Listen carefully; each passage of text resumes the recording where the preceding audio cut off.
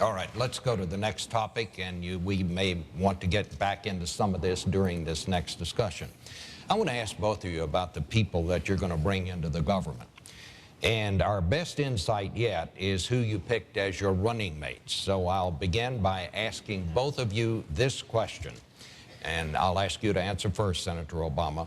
Why would the country be better off if your running mate became president rather than his running mate? Well, Joe Biden, I think, is one of the finest public servants that has served in this country.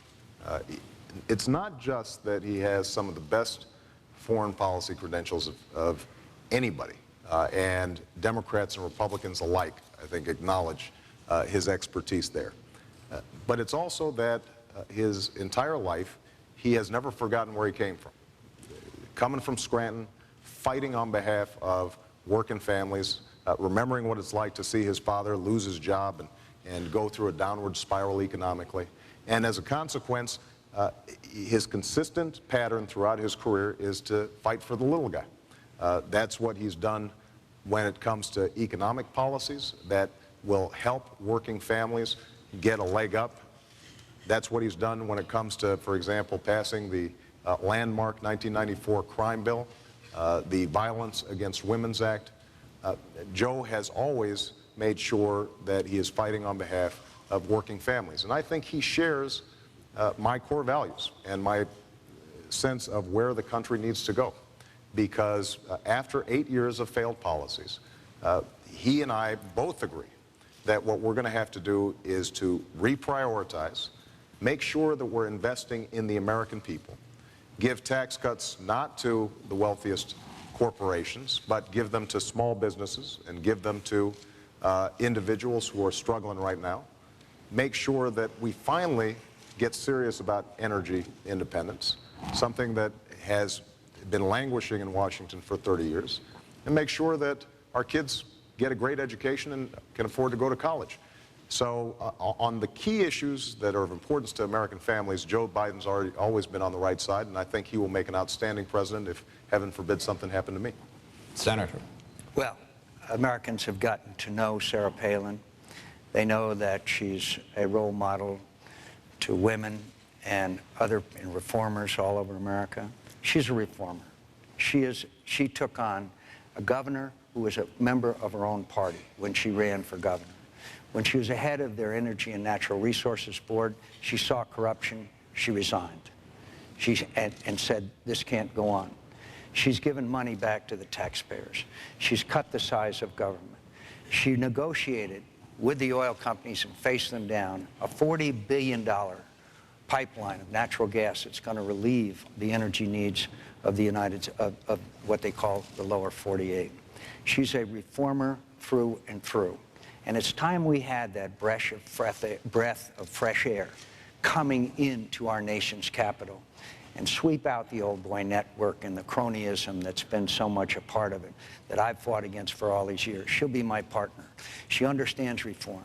And by the way, she also understands special needs families. She understands that autism is on the rise, that we got to find out what's causing it, and we've got to reach out to these families and help them and give them the help they need as they raise these very special needs children. She understands that better than almost any American that I know. I'm proud of her, and that she has ignited our party and people all over America that have never been involved in the political process. And I can't tell you how proud I am of her and her family.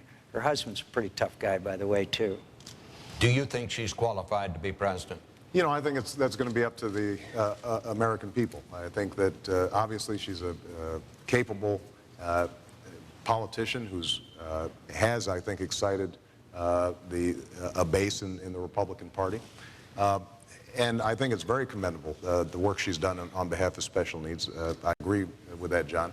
I do want to just point out that autism, for example, or other special needs, will require some additional funding if we're going to get serious in terms of research. That is something that every family that advocates on behalf of disabled children talk about. And if we have a across-the-board spending freeze, we're not going to be able to do it. That's an example of, I think, the kind of the use of the scalpel that we want to make sure that we're funding some of those programs. Do you think Senator Biden is qualified? Well, I think that Joe Biden is qualified in many respects, but I do point out that he's been wrong on many foreign policy and national security issues, which is supposed to be his strength. He voted against the first Gulf War. He voted against it, and obviously we had to take Saddam Hussein out of Kuwait, or it would have threatened the Middle Eastern world supply.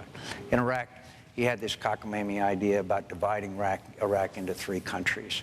We're seeing Iraq united as Iraqis. It's tough, hard, but we're seeing them. We're now about to have an agreement for status of forces in Iraq coming up.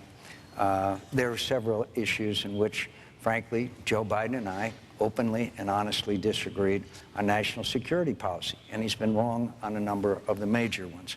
But again, I want to come back to, you know, notice every time Senator Obama says, we need to spend more. We need to spend more. That's the answer. Why do we always have to spend more? Why can't we have transparency, accountability, reform of these agencies of government? Maybe that's why he's asked for sought and proposed $860 billion worth of new spending, right, and wants to raise people's taxes in a time of incredible challenge and difficulty and heartache for the American Let's families. go to a new topic here. We're running a little behind.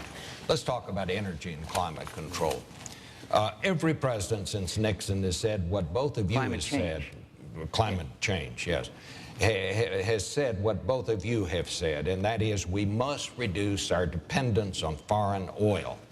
When Nixon said it, we imported from 17 to 34% of our foreign oil. Now we're importing more than 60%. Would each of you give us a number, a specific number of how much you believe we can reduce our foreign oil imports during your first term? And I believe the first question goes to you, Senator McCain. I believe we can, for all intents and purposes, eliminate our dependence on Middle Eastern oil and Venezuelan oil. Canadian oil is fine. By the way, when Senator Obama said he would unilaterally renegotiate the North American Free Trade Agreement, the Canadians said, yeah, and we'll sell our oil to China. You don't tell countries you're going to unilaterally renegotiate agreements with them. We can eliminate our dependence on foreign oil by building 45 new nuclear power plants right away. We can store and we can reprocess. Senator Obama will tell you, as the extreme environmentalists do, it has to be safe. Look, we've sailed Navy ships around the world for 60 years with nuclear power plants on them.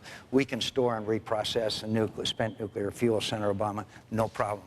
So the point is, with nuclear power, with wind, tide, solar, natural gas, with development of flex fuel, hybrid, clean coal technology. Clean coal technology is a key in the heartland of America that's hurting rather badly. Right. So I think we can easily, within 7, 8, 10 years, if we put our minds to it, we can eliminate our dependence on the places in the world that harm our national security if we don't achieve our independence from All right.